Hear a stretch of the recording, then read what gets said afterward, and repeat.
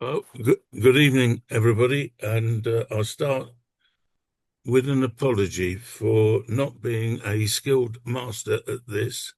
In order to stop Darcy having to perform at 4 o'clock in the morning, David, who would normally be doing all the behind-scenes stuff, has to be up early tomorrow morning, and he starts an hour ahead of us because he's in Vienna. So I'm somewhat ham-fistedly trying to do it all tonight. So if things don't look as smooth as usual, that is why. Um, I'm delighted that we have Darcy with us. We had a very interesting trip to Polperro, occasioned by his research. And for those who are not familiar with it, here's the opportunity to hear from the man himself. Over to you, Darcy. Thanks very much, Quentin. Now, I just need to work out how to get you off the screen, Quentin, and my presentation back there. Oh, I've done it. Okay, fabulous. Hello, everyone. Thanks for coming tonight. I've come to the conclusion that Eric Blair learnt a great deal about the natural world, science, art, literature, and politics during his long summer holidays on the Cornish coast. I originally published research about Orwell in Cornwall back in July 2023, and in September last year was able to make a significant update with new information which had come to hand just prior to the Orwell Society visit to Polperro. Um, Basically, oral history from an eyewitness and government primary sources shed more light on these significant experiences Eric Blair had in Cornwall, which set him on the path to become the writer George Orwell. Now, I still have no evidence of when he first visited Polperro with his family, but it was before the First World War, and theoretically, it could have possibly been as early as 1904 when he was an infant, although I think it much more likely about 1908, the year his paternal grandmother died. Um, his last visit, which you all know about, in September 1927, was a particularly significant one in the story of his life. And I think we should start there with the well-known story of his resignation before moving on to what evidence we have about his visits, including his first adventure as an amateur tramp. Now, you know that Eric Blair served for 5 years in Burma in the Indian police. And in Why I Write, written nearly 20 years after his resignation, Orwell said he was outraging his true nature, working in such an unsuitable profession, and knew that sooner or later he would have to settle down to write books. Now, Avril, his youngest sister, recalled this last visit in the summer of 1927. The first thing that he did when he came back was to say that he wanted to go down to Cornwall for the month. He went down for the whole of September, and it was just during that time he told my mother that he wasn't going back to Burma, that he'd resigned his commission. Of course, she was rather horrified, but he was quite determined that what he wanted to do was to write. Now, actually, a relatively little known fact is that the first thing he really did on returning from Burma was to visit Tickleton in Shropshire to propose marriage to Jacintha Buddicombe. Even less well known was that Ida, his mother, was already staying at the Buddicombe's family home at Tickleton Court. His proposal of marriage was rejected and he headed to Cornwall. So there's a great deal to discuss about this period of time in the second half of 1927 and Blair's motivations to become a writer. If anyone's interested in that, we can talk about it at the end of this or via email. But anyway, Avril noted uh, Eric's appearance had changed quite considerably. He'd become very much like their father to look at, and he'd grown a moustache. His hair had grown much darker. I suppose, being used to a lot of servants in India, he'd become terribly, to our minds, untidy. Whenever he smoked a cigarette, he threw the end down on the floor and the match, and he expected other people to sweep them up. Now, it seemed unlikely to everyone that Eric Blair would actually make his way in the world as a writer, but against the odds, 6 years later, he published his first book using the pseudonym George Orwell. Down and Out in Paris and London was published in January 1933, the month Hitler became Chancellor of Germany. Eric Blair was on his way to becoming that famous author he'd discussed with Jacinta Buddicombe during his childhood years. Now, what evidence do we have about Orwell's visits to Cornwall? Not a lot, but the oral testimony of Orwell's younger sister, Avril, provided important initial clues. She said every summer we used to go down to Cornwall. My mother and father used to take a house or furnished rooms, and really we used to have a lovely time down there bathing. And you can see in that photo Marjorie and Avril and young Eric. Avril reminisced in a BBC program in 1960. We had some friends down there with children who were almost cousins, really. And we used to go rock climbing and all the sorts of usual pursuits. And Eric always seemed perfectly happy. Now, she remembered that Eric and the Pericos children and herself going down a lane at Polperro where a headless ghost was said to lurk. And as a precaution, they carried sprigs of rowan and a leaf from the prayer book. Now, we do have some photographic evidence. This studio family portrait was taken at nearby Loo during late August 1918, while Orwell's father, who was said to be the oldest second lieutenant in the British Army, was on leave. I was able to date this photo from his military records. Second Lieutenant Blair was recruited as a member of the IARO. Now, that meant that he was an Indian Army Reserve officer. And the British Army needed men who could speak Hindi and other Indian languages to serve with the Labour battalions with troops from the subcontinent. This is another interesting sideline, which I'm happy to chat about later on if anyone's interested. And by the way, I've only found one older second lieutenant in the British Army during the First World War.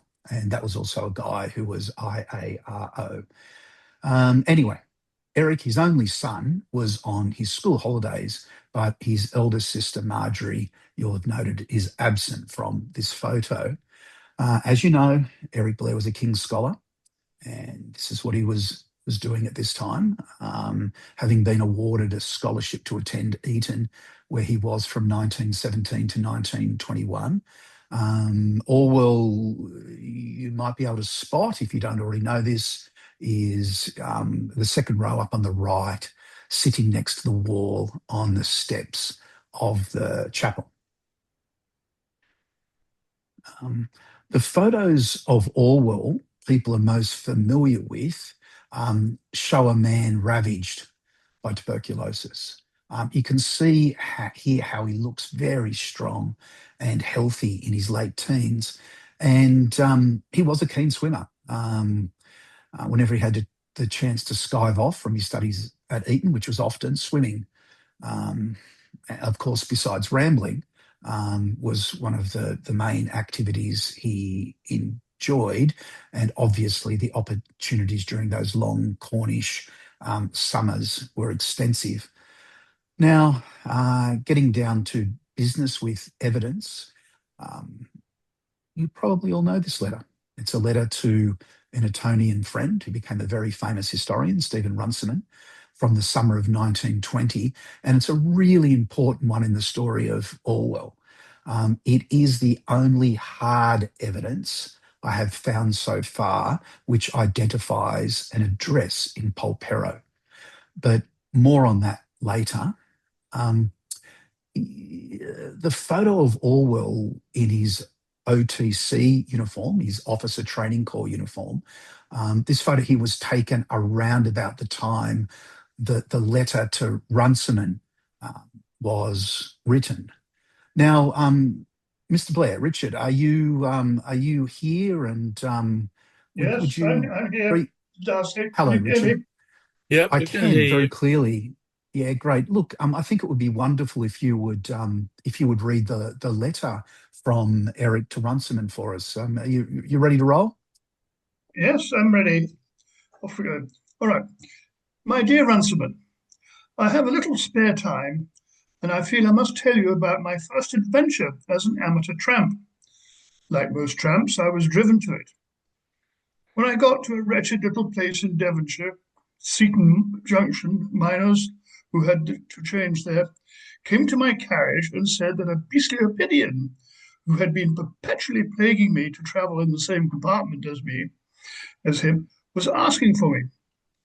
As I was among strangers, I got out to go to him, whereupon the train started off. You need two hands to enter a moving train, and I, what with kit bag, belt, etc., had only one. To be brief, I was left behind. I dispatched a telegram to say I would be late. It arrived next day, and about 2.5 hours later, got a train at Plymouth North Road. I found there were no more trains to Loo that night. It was too late to telephone, as the post office was shut.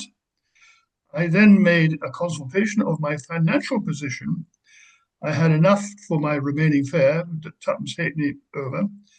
I could therefore either sleep at the YMCA place, price sixpence, and starve, or have something to eat but nowhere to sleep. I chose the latter. I put my kit bag in the cloakroom and got 12 buns for sixpence. 9:30 found me sneaking into some farmer's field. There were a few fields wedged in among the rows of slummy houses. In that light, I, of course, looked like a soldier strolling around. On my way, I had been asked whether I was demobilized yet, and I finally came to anchor in the corner of a field near some allotments. I then began to remember that people frequently got 14 days for sleeping in somebody else's field, and having no visible means of support, particularly as every dog in the neighborhood barked if I ever so much as moved. The corner had a large tree for shelter and bushes for concealment, but I was unendurably cold. I had no covering. My cap was my pillow. I lay with my Marshall cloak, road cape, around me.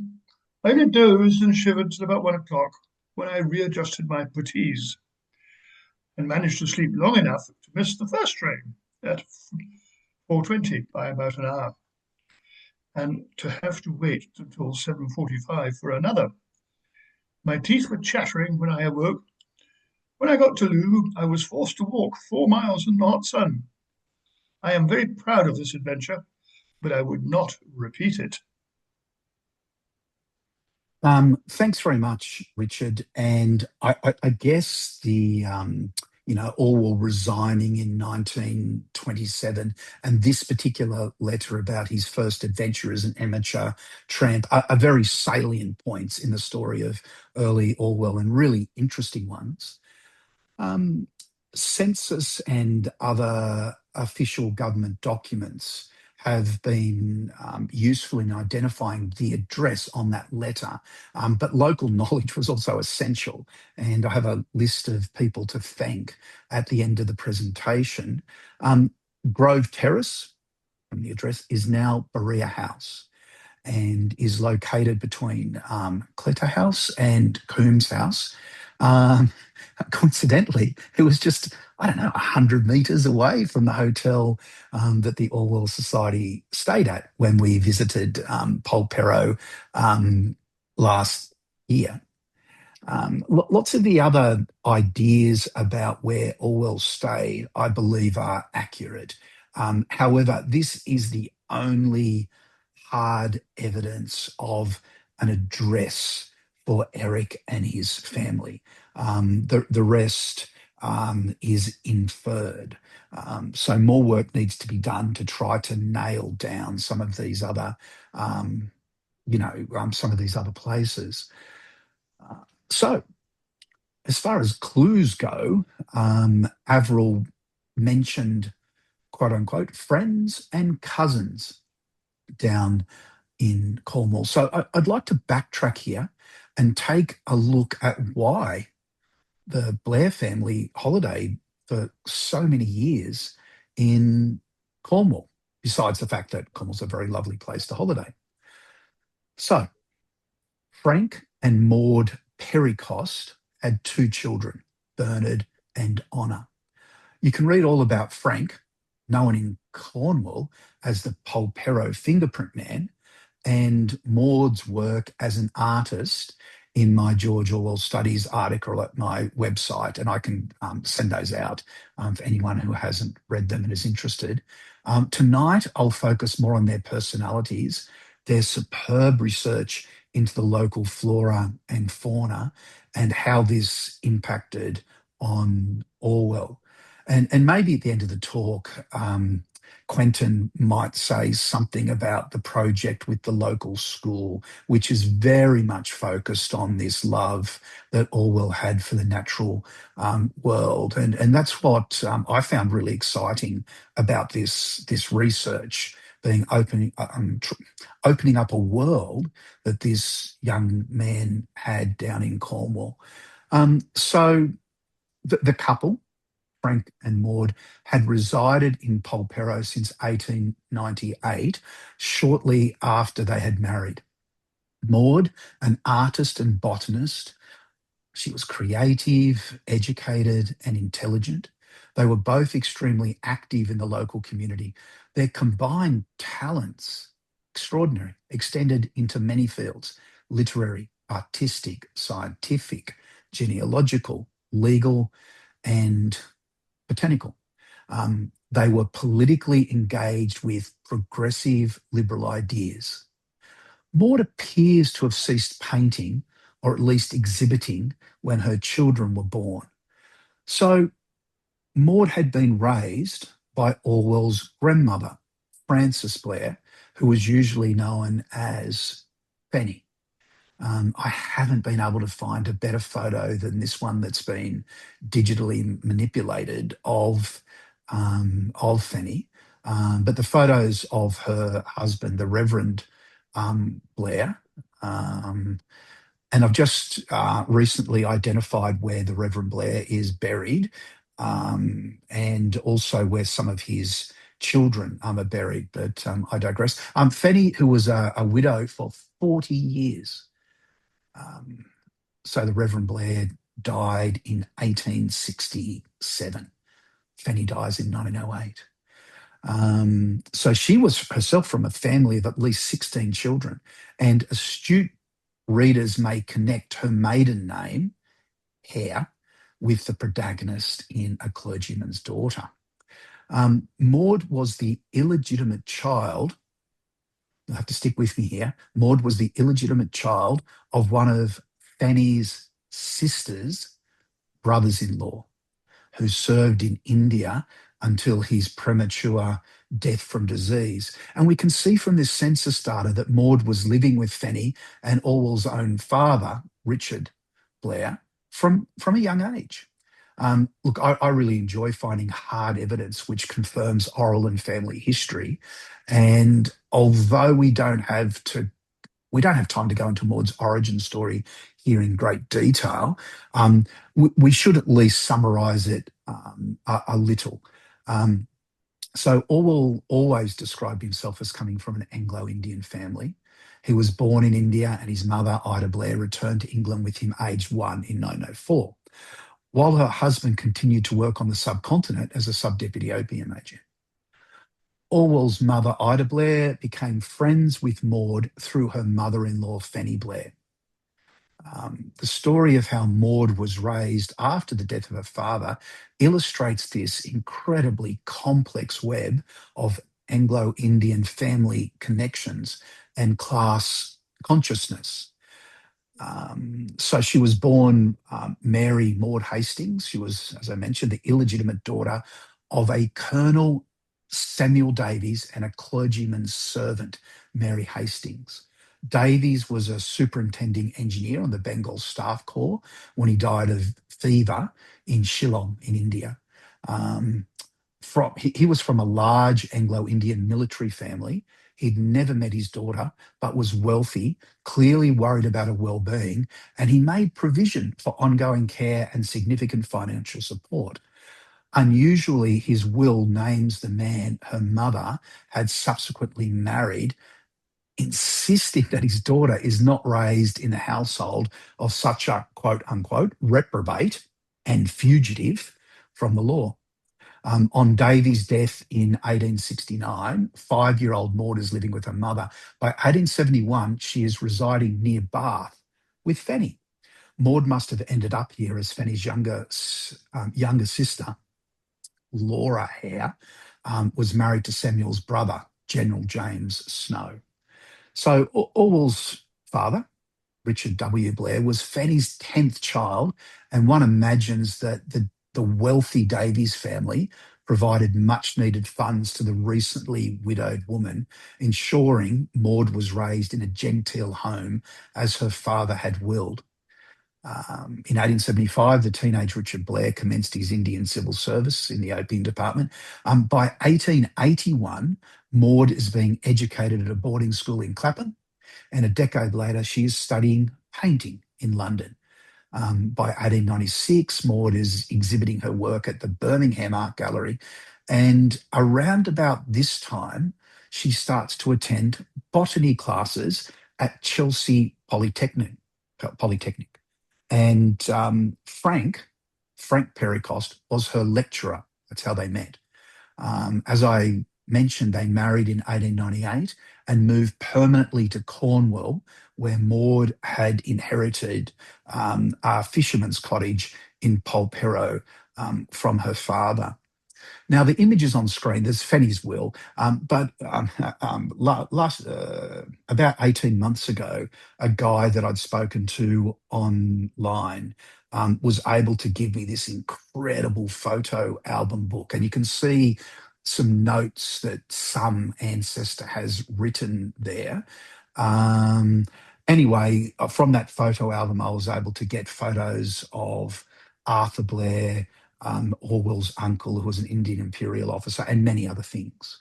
But anyway, the main point is that Maud inherited a property down there called Warren Cottage, but also she had enough money to build their own place on Talland Hill in Polperro, which she and Frank named Higher Shoot. Now, this new property was finished a year or so after the newlywed couple moved to Polperro, and you can see the date up there, Frank and Maud Pericost, 1899. Census data shows the property was not always occupied and may have been available for the Blair family during some summers. Either way, Orwell would have spent a great deal of time at the wonderful home of these friends and cousins that Avril mentioned. And what a view. One Orwell Society members can enjoy again later this year, thanks to the hospitality of the current owners, Tessa and Nick. I suspect that Maud and Frank, who were larger-than-life characters, were important figures in Orwell's childhood summers, and we have some very credible eyewitnesses who describe the Pericosts in great detail from these first decades of the 20th century. Now, Geoffrey Grigson was a poet, magazine editor, and a naturalist who was born in Cornwall. He worked during World War II for the BBC, and he was born just a few miles down the road at Plint, so it's just a few miles out of Polperro, and he's truly a fabulous source on Orwell and the Pericosts. Grigson had been introduced to Orwell in the mid-1930s by a mutual friend, the Welsh poet Dylan Thomas, and that introduction took place at Book Lovers Corner when Orwell was working there. And there's quite a lot of interesting information about Grigson's relationship with Dylan Thomas as well. But it was only many years later when he reviewed the first full biography of Orwell written in 1980, that the penny dropped for Grigson. He said, when I was young and living in Cornwall near Polperro, I had two friends, the cousins, Honor and Bernard Pericost, and there they were, picnic and bathing friends of Blair's.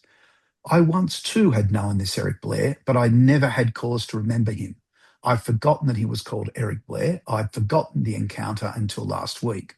In Bernard Crick's third chapter, called up after 60 years, and in the picture of a skinny boy, I think on the beach at Lansolis, wearing one of those loose shoulder-to-thigh bathing dresses which everyone wore. Now, Grigson had written about meeting Orwell in the bookshop with Thomas back in a review of another book in 1971, calling him, a little bit ungenerously here, a long, grey and kind of sideways man, a kind of Swift or Voltaire without art. He claimed that never had he been able to finish Animal Farm or 1984, repelled by the quality or absence of quality in the writing. This seems pretty harsh from Grigson, and we'll look into his personality and his criticism a little later. But in his autobiography, The Crest on the Silver, published in 1950, the year Orwell died, he wrote about Frank and Maud, who encouraged his love of nature when he was growing up. Now, before I read the quote, it is important to recognise that Grigson was infamous for his unsparing and ferocious criticism of contemporaries. He made enemies with insouciant ease, and his commentary about the Pericosts, who he calls the XYs, a not so veiled reference to Frank's genetic research, and also what he says about Polperro is quite cruel, but it does tell us a great deal. A fairly close friend was a woman of intelligence who lived in Polperro. She sketched and gave oil sketches of them to my mother. She was also a botanist. She was small and active, a fluffy, red-cheeked little woman, not far from the untidiness into which she fell, who tricycled around the district. She married a strange man. I once touched his velvet coat, which I always disliked. He was a scientist, perhaps a chemist, but either he or his wife came into money enough to build themselves a house and live and meditate at Polperro. He was also a rationalist, an atheist, and a radical Wellesian figure, self-educated to some degree and uncertainty in command of standard English pronunciation, a fault on which my mother would sharpen her claws. Now, I'll just digress for a second. This is a newspaper article, I think it's 1916, about damage to a farmer's corn. It also tells us a little bit about Maud's personality. When she was told that she ought to know better than to pluck the corn, even if the children did not, Maud became very insolent and said she would do what she pleased. He told her that if she did it again, he would proceed against her. She then deliberately went and picked some more corn in front of him. It tells us a little bit about Maud. But back to Grigson, who described her husband Frank in some detail. And it's really interesting listening to this description and thinking about Orwell. There was an air of failure about this man, with his long face, his distant manner, his habit of disappearing in his house, his wispy moustache, which I felt. Grigson seems to do a lot of touching of Frank. He always pronounced my name wrongly if I came to the house and then disappeared. He was a little pompous, and winter and summer he always bathed nude or with a minimum of triangle from a rock pool just around from the harbour. Genetics was one of his pursuits. His unreadable books were published privately, but he had friends in the more positive and less amateur world, among them Havelock Ellis. And I was I was surprised to find a few years ago that he had contributed an appendix to Havelock Ellis's studies in the psychology of sex. It was just as well no one knew that in Polperro or in my vicarage. Um, Polperro did not altogether appreciate him. At election time, he was friendly with the Foots, I believe, as well as being one of their supporters. Tory fishermen would take down their trousers on his doorstep and leave a token of goodwill to be discovered there in the morning. Now, that token of goodwill was understandably not mentioned when Frank died, with headlines suggesting he was the fisherman's champion. When I wonder about Orwell's experience of life with the Pericosts, this observation in Grigson's memoir is of particular interest. Grigson said, "I wish now that we had known this family better than we did. There was an earnestness in the household, an activity outside the mere routine of staying alive, and a contact with professional artists and writers and men of science altogether lacking in the vicarage 3 miles away. As children, we always heard criticism of the Polperro household, which the wife's eccentricities did not diminish. We looked for oddity there and found it, and there was a family hostility towards going to parties in the house. My mother was not interested in the husband, in the identification of plants, in tricycling, in bathing, in picnics, and eventually it became the habit in the family, though she was godmother to one of my brothers, in spite of her husband's atheism, and though my father actually stood sponsor to a son, to speak of my mother's old friend with contempt. Still, that did not prevent kindnesses and encouragement from her. In one instance, for which I suddenly realized I must be grateful, she discovered my interest in plants and helped me with identifications. And it was through her that I believed at one time I would make my life as a professional botanist or forester." Now, Grigson's publishing history reveals how deeply influenced he was by Maud, and it strikes me that she must have been important to another well-known author as well. Where did Orwell gain such detailed botanical knowledge? I would argue there is sufficient evidence it was from his summers in Cornwall. His enduring love of rambling in the countryside and surprisingly detailed knowledge of the natural world is scattered through his letters, diaries and published work, and was mentioned by numerous friends and lovers. One of the children Orwell taught in the early 1930s described Orwell as a great nature lover who took delight in rambling outside of school hours with his class and was incredibly knowledgeable. The whole Pericost family was deeply committed to the study of botany. A text search through the 1922 supplement to Flora of Cornwall reveals how active the family were in identifying local species and correcting errors. The name Pericost appears 183 times in the 200-page supplement.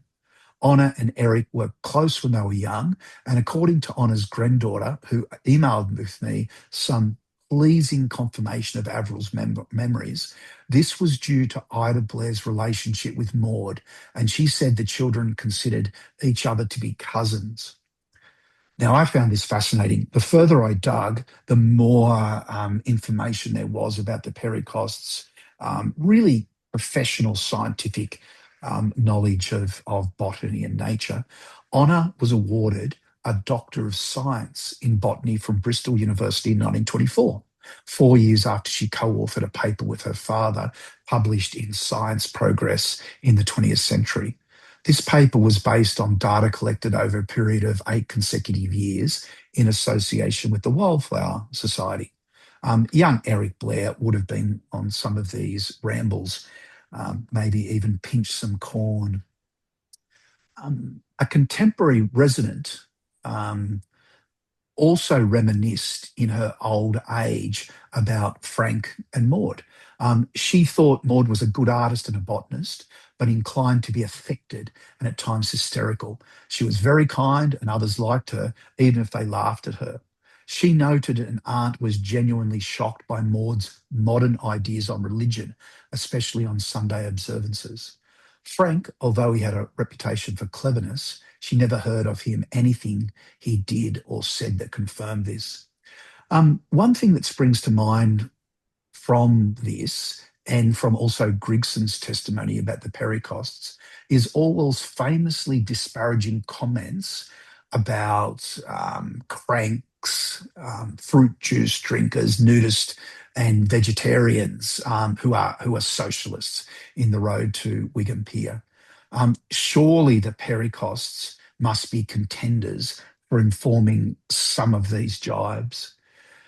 Anyway, young Eric Blair must have loved exploring the local area on these holidays.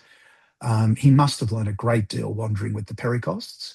And this is the beach at Lansolis that Brigson mentioned, that Eric Blair and him and the Pericosts bathed.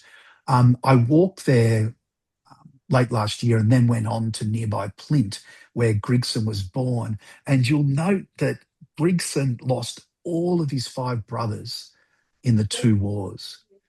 It occurred to me that his rather sour disposition may have been connected to this incredible family tragedy that I guess so many people experienced during this period of time. But to lose your 5 brothers in the wars is particularly horrible. Anyway, it's easy enough to see for any visitor to Polperro why it would be a place Eric Blair wanted to visit on returning from Burma, or why his father spent his leave locally there during World War One. I would encourage you, if you haven't been, to consider having a weekend away with the Orwell Society and visiting. It is a truly lovely place, regardless of your interest in Orwell or not. But wandering around really helped me to get a sense of the place and helped me to reimagine the period too. This silver gelatine photo that I used at the beginning of the presentation is of the harbour at Polperro, and it was taken about 1920 by Cecil Bostock, who founded the Sydney Camera Circle, and it really evokes the period to my mind. I've now visited Polperro twice. Tessa and Nick, who live at Higher Shoot, were really generous. And they're lovely people, and they provided some of the photos of the local area you just saw. Jerry Johns, unstintingly generous with his knowledge of local history, but it was David Tovey's intellectual generosity which really made a difference to me. David has studied the art of the area because it was like an artist's colony, and very generous, very knowledgeable man. And as ever, humble thanks to the Orwell Society, especially Richard and Quentin, who have humoured me and encouraged my research and writing, and permitted me to address you all tonight. Thanks, everyone. And Professor Stansky, Peter, if you're here, happy birthday. He is. He is with us. Could you just go back to that last picture, please? Really? This one here? No, the photo of the harbour. That's it. One of the byproducts, we've had a lot of positive impact on Polperro, and as a consequence of Darcy's work and our visit, the building you can see across the water, which is now Polperro's museum, will have, when we go in October, first weekend of October, we'll inaugurate a new exhibit which is on Orwell and Polperro and all that botanical interest which Darcy is working on, to give them a nice professional clip to draw visitors in. The other thing that, before we go to questions, that Darcy mentioned was you can stop the share screen now. was the primary school. As I think you all know, we have an award for schools and their teachers. And the school in Polperro picked up that baton in the most amazing way. The headmistress is inspirational, and they're part of a group of primary schools of about 15 schools.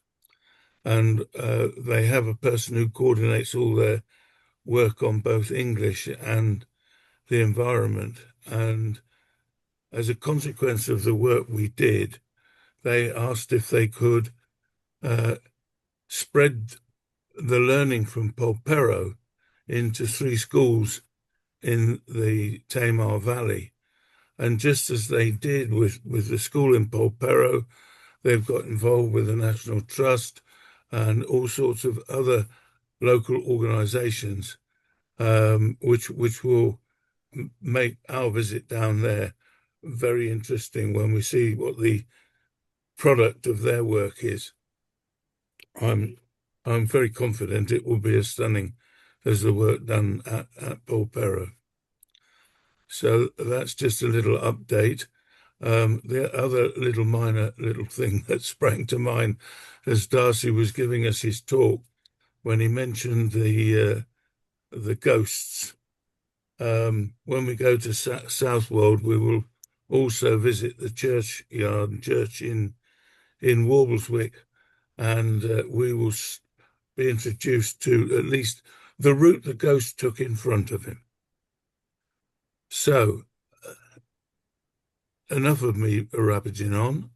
Who would like to ask the first question?